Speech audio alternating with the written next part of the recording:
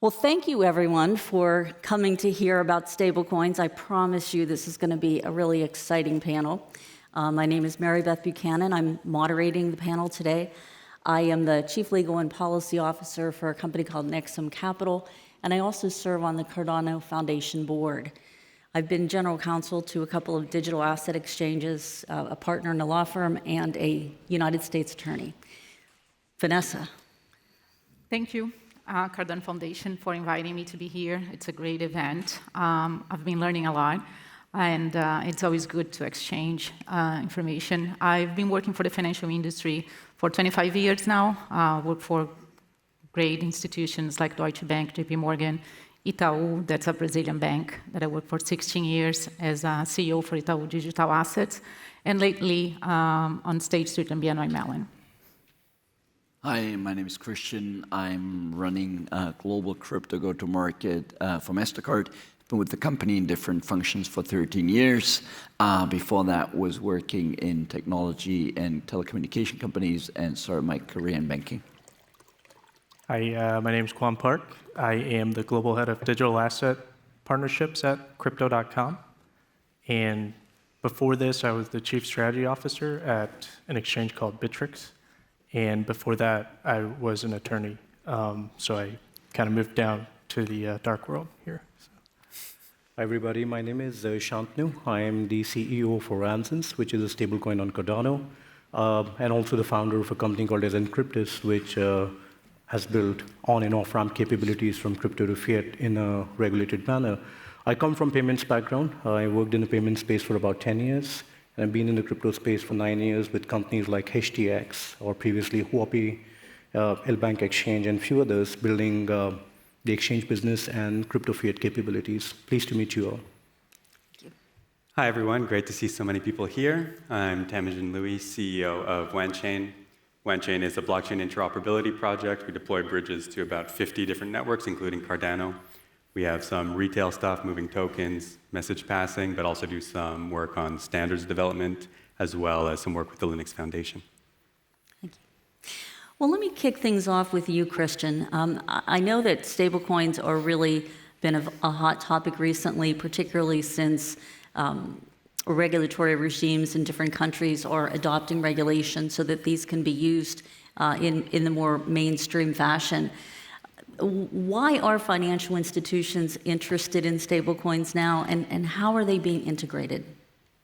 So what I think drives interest in stablecoins globally is, for one part, what you mentioned, the regulatory framework is advancing and gives a lot more confidence to people, especially from the more sort of TradFi part of the industry, like ourselves or banks, to engage, because we now have things like MiCA and the Genius Act in place. So that's why I think a lot of people feel more confident in engaging with them. And then the second part is, I think they have the capacity to solve a real issue, because from our perspective, we've done a very good job in managing global payments, right? But when you use your MasterCard or your smartphone or wherever you tap at the point of sale or you buy something online, it says transaction approved. There's no money flowing, right? So that still happens in batch processes, very much, almost in a way that feels 1985 or something. So we believe that the ability to plug a more potent engine, if you will, into parts of the global financial system can reduce risk, can reduce requirements, hence reduce requirements for collateral, can make things more easy, more intuitive, and at the end of the day, more secure. And then again, because a lot of people take a bit of an undifferentiated view on crypto, digital assets, stablecoins, the fact that stablecoins are stable, I think, make them suitable for payments, which we always lead into more than other tokens. Now, Christian, when you say they're stable, you mean they're backed by fiat currencies? So we would follow, in our world, we would follow a very narrow definition of stablecoins. So we absolutely, for example, we pilot stablecoin settlement already as of today, right? So we recently announced in New York that we're looking at using RLUSD, for example. We are using USDC already. So we would be very clear and very intentional about the stablecoins that we use. Because again, the expectation is if MasterCard uses these technologies with our partners, that they would live up to the very same standards that we've been held against for the last 50, 60 odd years when it comes to compliance, security, stability of value, AML, KYC, all of these things. So that's why we have a very strong view on what we do and what we don't do. Maybe I can jump in on why financial institutions are keen now to learn more and get involved. I think that we have two definitions, right? We have stablecoin that all the banks are trying to get a better understanding because there are money getting out of their deposits going to the crypto market, and they want to be part of it. And they want to allow their clients also to be part of the crypto economy. But also I think that we are calling stablecoins what they are calling tokenized deposits. Right? And it's not the same thing. It is the same technology, but by the end, what you are doing is you are allowing to facilitate liquidity management, right? And collateral management, and those things are very important for the institutions so they can get capital efficiencies as well and allow the other financial institutions that are part of the market to be part of this economy. And Shantanu? just to add on to what Christian was saying, there is an active dialogue from the regulators, which was not the case about 8-9 years ago. The regulators are actively encouraging institutions to look into the stablecoins. And on the other side, we have seen the world wherein we approach payment institutions in 2016 and 17, offering them blockchain as a solution to move money. And nobody wanted to hear the story back then because they all thought crypto is a scam. And of course, let me not get there, but I think financial institutions in the last 8 years or so, they have educated themselves like how stablecoins can actually solve a problem. So there has been an active learning, active implementation, maybe on pilots first and then going wider in terms of territories and in terms of adoption. So this is, at least from our experience, we have seen that it's pretty much open and active for discussions with financial institutions. So, Kwan, let me turn to you. What do you think are some of the most promising use cases for stablecoins today? I mean, in addition to cross-border payments, what are some of the other use cases? Yeah, we work with a lot of foundations and other institutions at Crypto.com, and from payroll to treasury management, I think trading is another one, and of course, DeFi applications. These are all things that stablecoins are making more efficient settlements. And specifically with Crypto.com, we've been able to, we think, bring a real life use case to stablecoins, with our card being accepted at over 80 million merchants. And that I think is a very strong use case as well that we're able to offer. And I'll just hop on maybe what Vanessa mentioned slightly. In many ways, the past 10, 15 years, blockchain industry has had a series of promises as it's trying to pitch itself to industry about, what is blockchain actually for? It's really powerful, it's revolutionary, but okay, what can you actually do and why do you want to use it? Stablecoins emerged as kind of the first real actualized use case.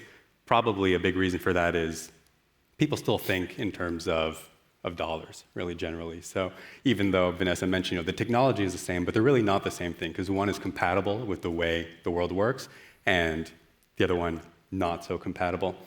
And I mentioned the industry, we kind of pitched different narratives, different promises. One of those, maybe the less sexy of these, was that blockchain can enable real efficiencies and back systems behind the scenes. That kind of lost steam with retail because it's not an exciting thing, but what we're seeing now is the actualization of that. So you're taking the first real use case of blockchain, and now you have institutions and banks that are using that to really kind of find efficiencies behind the scenes. Like Chris said, we're not trying to change necessarily what's happening at the front end. You still want to tap your MasterCard, and it's just going to say complete, and that's not the experience that's trying to be altered with blockchain technology these days, but it's really what's happening after that user interaction. So I think you just beat me to the next question. Do we think that stablecoins are going to be a bridge to the existing financial infrastructure, or is it a threat, a competition? Christian? Let me start before answering. I think in Europe and the US, we have the privilege of living in a time where there was never more optionality when it comes how you want to pay for stuff, whether it's cards and a 3-party scheme, 4-party scheme, PayPal, Klarna, a handful of other buy now, pay later, ACH, push payments, so many things, right? So I think just to set that, because I think competition is good because it keeps everybody on their toes and it makes sure that consumers get the best value proposition and merchants get the best value proposition. So I think whatever technology comes around, it always comes with this flip side of being, if you're an established player like we would consider ourselves, something that fundamentally changes or has the potential to change the rules of the game always comes with both, right? Then to answer your question, I think there's two philosophies almost. You can think about stable coins as an own payment franchise, right? You would go to an Aldi here, you would scan their QR, you would make a wallet-to-wallet transaction in stable coins, which would disintermediate us, if you will. That is one perspective to look at stable coins. Another perspective is what Timo just spoke to. If we plug in a more potent engine into the franchise that we run today, and many other people in payment run today, right? And then it's more a rejuvenation rather than a threat, to use that language. Quite likely both will be true. What gives me a fair amount of confidence is if you run payment at scale like we do, it's not only about moving money from A to B, it's about having global interoperability, right? So we have 3.8 billion cards that work at 150 million locations. It's about dispute, it's a bit of a technical term, dispute resolution. Who do you call? Who do you interact with if something goes wrong, right? You want to send something back, right? If you make a peer-to-peer push payment, there's no resolution how you get your money back, right? So there's all of these layers. If you want to run a, let's call it sophisticated payment ecosystem that you need to keep in mind next to just moving money from A to B, which is not trivial in its own right. So, very long answer to your question. I think it will be both. I think it's good that it drives competition. I think it's good that it helps us as an industry evolve and MasterCard evolve. So, Shantanu, since this is still new, how are financial institutions going to provide compliant on and off ramps for customers and businesses? Actually, this is what we started at Encryptus about 4 years ago, and it was a very hard sell.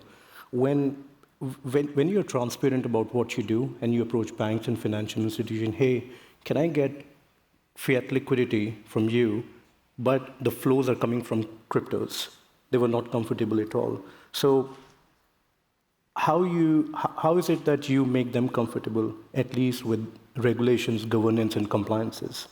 That is a comfort that the institutions, at least that's how we approached, and that's a comfort we gave them. And following to this, our core focus was not just for stablecoins, at least this is not how we started. We wanted to bridge the gap between cryptos and fiat. So we integrated with local payment methods like RTGS, UPI, and few others, so that the reliance on the SWIFT payment goes down by connecting directly with the local rails in fiat currencies. In terms of the crypto side of the business, we focus on altcoins, but of course, in the last couple of years, there's been more discussions around stablecoin side of the business. And in order to give our partners more comfort, we pushed compliance and governance as part of the infrastructure. Which means even if we are interacting with a wallet like Yoroi, which is a non-custodial wallet, But as soon as a user wants to move from ADA or USDA back into fiat, compliance kicks in first, identification kicks in second, and governance kicks in third. Until these three parameters are ticked, we don't move to the next step. That is a conversion between crypto to crypto, like altcoin to stables, and then stables to dollars and dollars to INR, PHP, or any other currency that we can think of. So I think it's a long answer, but connecting with the last mile distribution is extremely important, and being transparent with the partners is the second. Third is sourcing liquidity of fiat currencies from regulated institutions is what is really required. So we won't go to a crypto company and say, hey, can you offer us INR against USDT? Because we don't know the source of fiat. So that's a combination, at least, with which we went ahead and implemented USDA and Encryptus together, and clearly defining payments business and the stablecoin business in two separate verticals. So let me throw something out to you, Vanessa and Tam. Do we think that the existing financial institutions are going to partner with tech companies, or are they going to want to build their own systems? That's a very interesting question, because I built my own when I was in Itaú, and today, and it was because we had 15,000 engineers in a bank with 100,000 people. So we had people that were very versed on HSMs, on MPC, so it was easier for us to get involved and develop our own custody for crypto, our tokenization platform. So it was everything done in-house.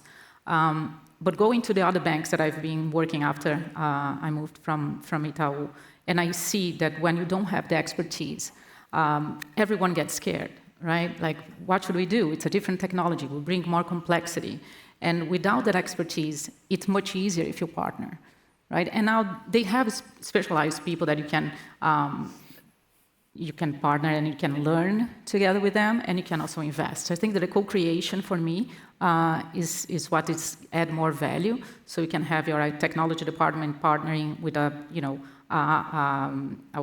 digital native firm, and then you can learn with them, and you can help to implement the infrastructure that is fit for purpose, right? Because the issue that we have today is that it doesn't matter if it's not in-house, right? Because all the due diligence that you have to do is as complex as developing your own.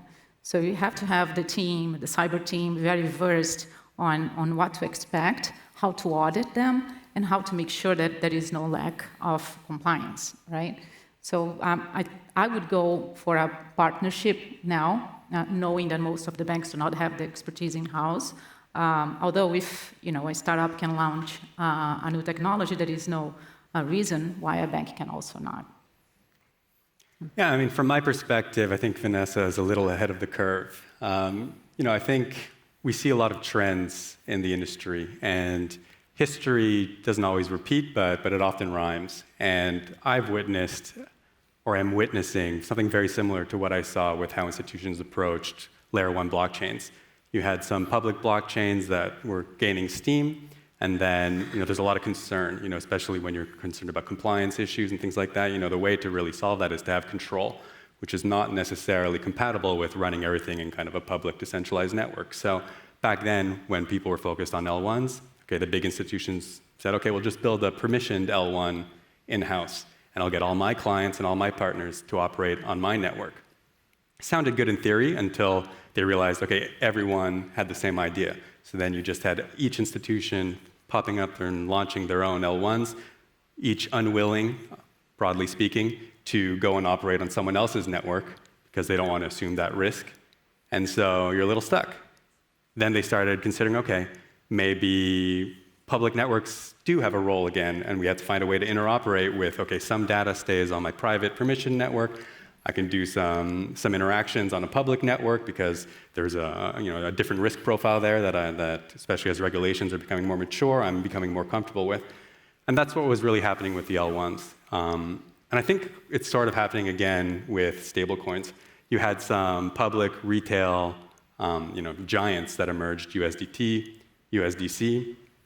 From a technical point of view, sure, you could use those, but you might have some concerns about the risk profile of these. Are they properly backed? All the various kind of considerations you might have as an institution. So maybe I'll just launch my own stablecoin. I have my own internal network. It's way less friction if I'm in control of every piece of that stack. Of course, assuming you have the technical expertise to do so, but you can hire people. And then I think where we're at right now is I think Vanessa has already realized what people are starting to realize, but not everyone has realized yet, is that, okay, well, if each silo has their own in-house stablecoin, then you have these same problems that you're going to have to resolve once again. How do they interoperate? Are you going to have to leverage some sort of public layer stablecoin there to move between these various siloed systems? I think that's kind of where we're at right now. So how does the integration of stablecoins into core banking systems differ from the traditional SWIFT or ACH or other types of payments? Maybe I can take this up. So there are two levels of integrations that is possible. As we were talking before, integrations directly with the payment methods, which is mostly on the retail side of things. And on the other side of things, replacement of the network with payment providers, for example. Remittance company A and remittance company B, let's say a company in the UK, is utilizing payment capabilities of a payments company in Vietnam. They don't have to physically move dollars. That requires a bit of an infrastructure and structural changes.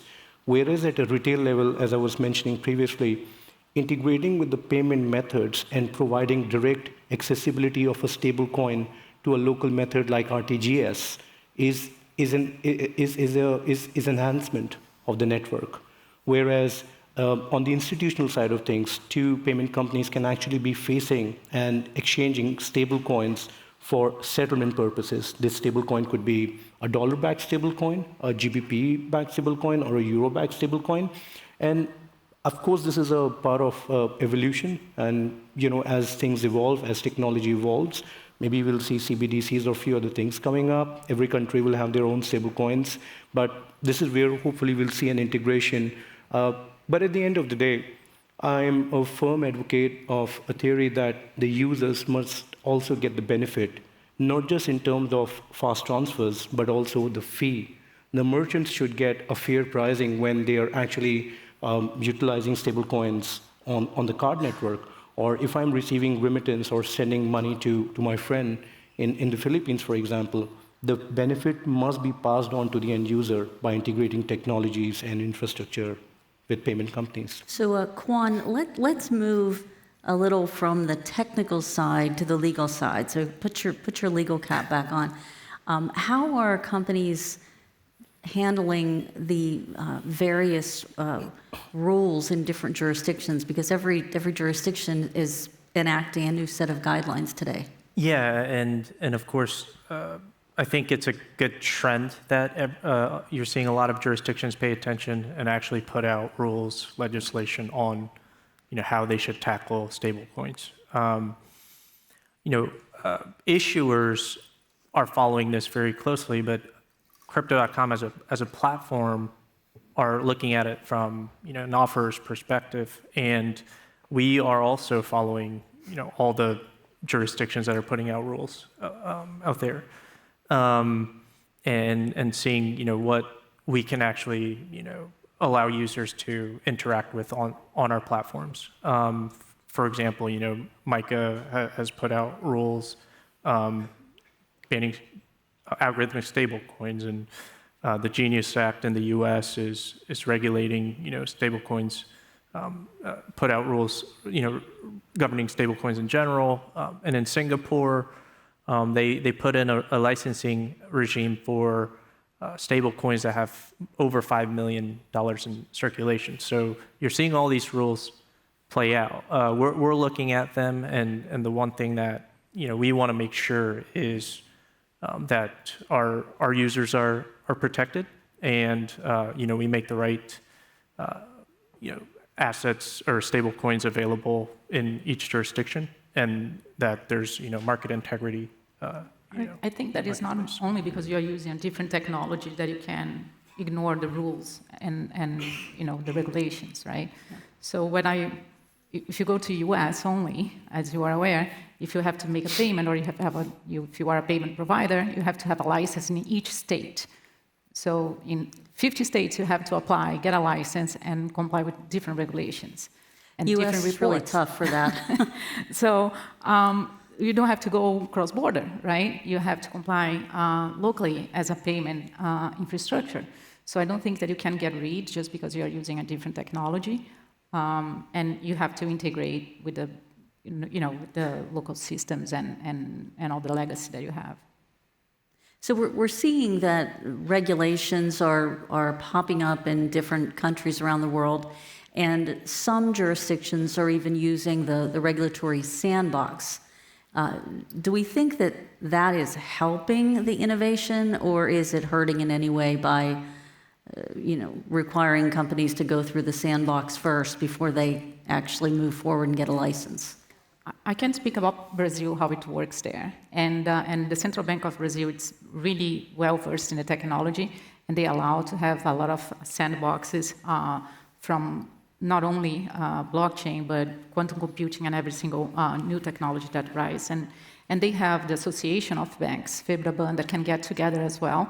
So if there is a new demand from the central bank, all the banks need to get together and define what's going to be used as the infrastructure. And you have the chance to try new ways of doing things.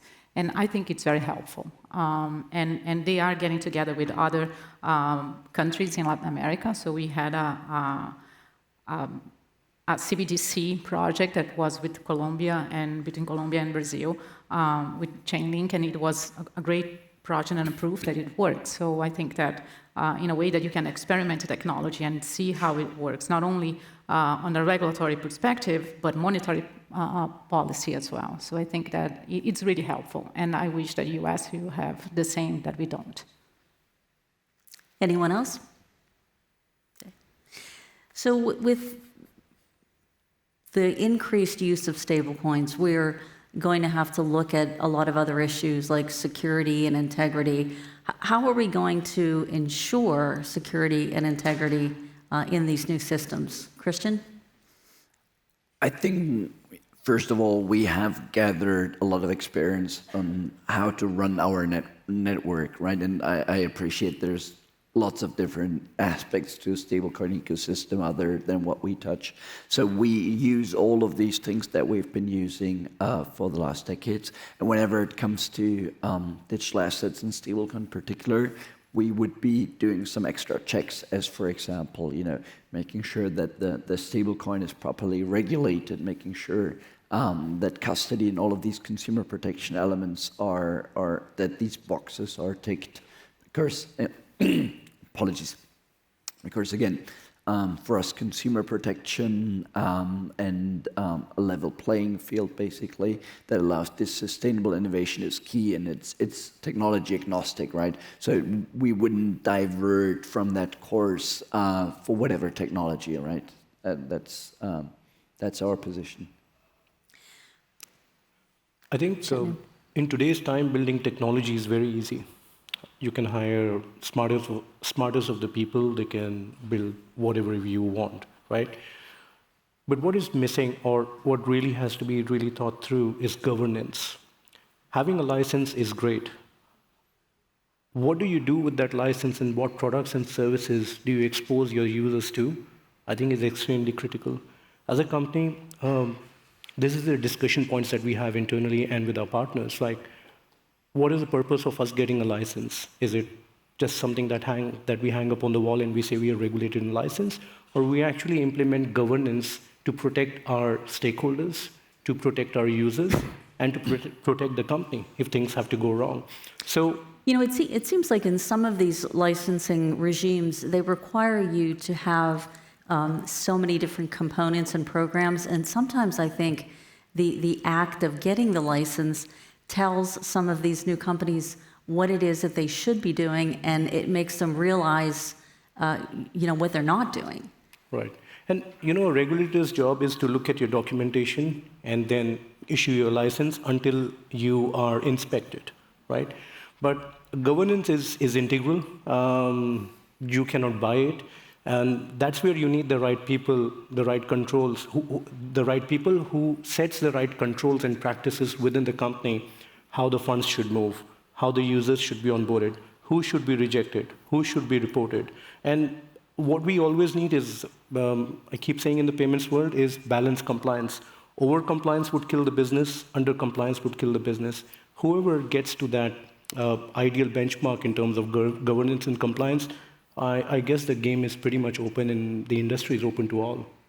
So let me throw something out to Quan and Tam. How do we see this landscape developing? Are we truly going to have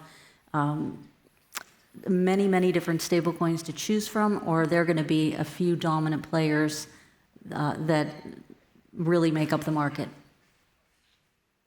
I can go first. I think we're at a point right now where there are rules coming into place, and we're seeing a lot of players enter and launch their own stable coins. I can't predict who's gonna win or who's not, and whether all of these stable coins are gonna be around. I think there will be, based on whatever, whether it's a U.S. dollar stable coin or whether it's a Singapore dollar stable coin or Durham stable coin, whatever it is, interoperability between the fiat that it's representing, I think will be interesting to kind of monitor and see, how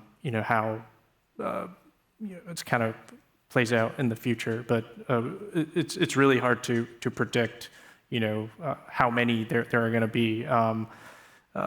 Right now, I think we're seeing,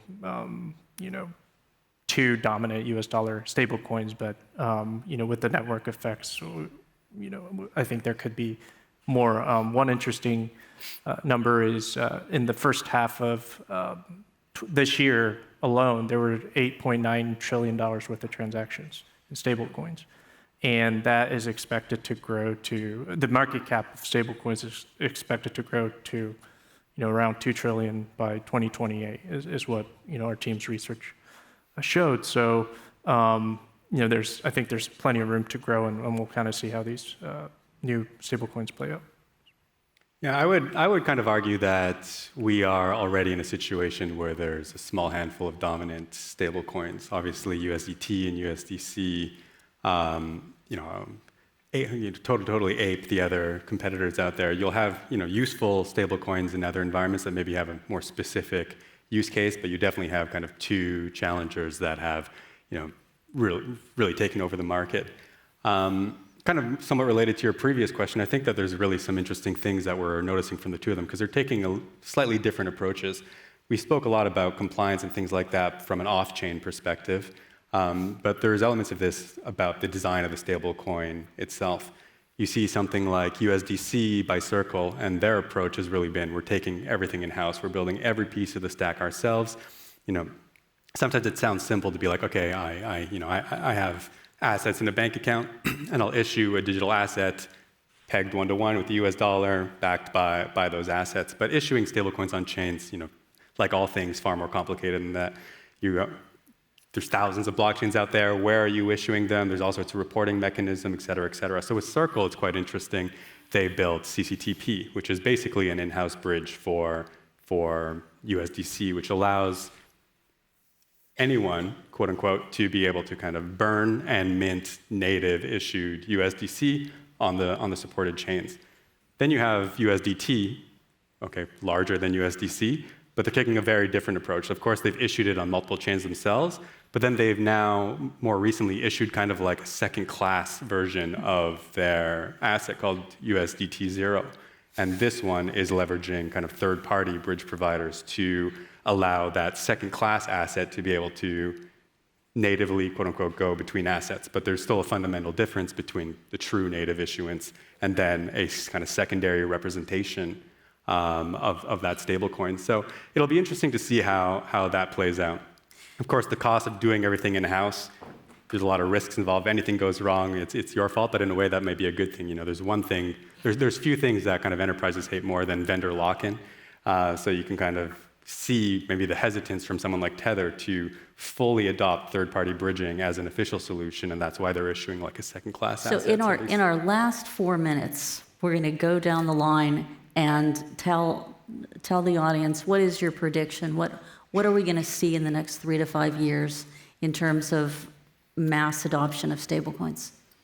I can start. I think that we should foresee for a consolidation, not a distribution of stablecoins. I am very scared about having, every bank launching their own, because then instead of simplifying the payment system, we are going to add more complexity, and by the end, you have to have another entity to aggregate them and to clear. So we are going to come back to what we have today, right? That you need to have clearing houses to get some kind of a standard. So I believe that the market itself will go into self-regulate, I hope, and trying to consolidate instead of spread out. All right, 3 minutes to go. Okay. So you have 30 seconds. I have 30 seconds, great. So I don't have the crystal ball, but I think stablecoins will increase their relevance in the payment space. We touched a lot about, in the background facilitation, but I also believe that peer-to-peer and B2B, so commercial-to-commercial entity payments, will benefit from stablecoins a lot, especially when it comes to interesting currency pairings that today are quite, cumbersome when it comes to how long it takes for the money to travel and how much the costs are. That's my prediction. We're seeing transaction volumes grow tremendously. We've also seen numbers that show that the market cap of stablecoins are going to go up. So from our perspective, for retail and consumers, we want them to be able to use stablecoins as a payment method through their card, wherever they are. And then as the increased usage of stablecoin grows stronger and stronger, we also want to, enable merchants through our crypto pay product to be able to accept stablecoins as a payment method. So I think there's 2 ways that we think it's going to grow. So Shantanu and Tam, you guys are going to share 2 minutes. Sure. We see more and more stablecoins possibly coming in. We'll see more of Web2 institutions actually participating in the Web3 businesses, but Web3 would also hopefully make things easy for the Web2 businesses to participate and bring their stablecoins to use. From the regulator standpoint, we believe there will be more clearer and more direct regulations for the stablecoin business as more and more stablecoins will come in, because regulators on one side are focusing on regulating cryptos, but I think we'll see more specific stablecoin regulations. I think for the next few years, at least, stablecoins will remain the kind of premier use case for blockchain. Unfortunately, I do think that an increasing number of banks and institutions will be issuing their own stablecoins, and it will further fracture the industry. And so we'll have to resolve those issues. I don't think we'll be able to avoid them, unfortunately. That being said, I think we'll make great progress on the interoperability side of things. It's been slow going, but we have seen progress in kind of industry-wide standards, so we can see the adoption of these hopefully in the next few years. And finally, I'd like to see and hope to see a little more presence of non-USD-backed stablecoins. Right now, stablecoins have almost become synonym for USD-backed stablecoins, but there's a whole world out there. Well, you have been a tremendous panel, and as you could see, we could sit around and talk about stablecoins all afternoon. But I hope that we left you with a few points to think about and continue to talk about. You guys were great. Thank you so much. Thank you. Thank you. Thank you.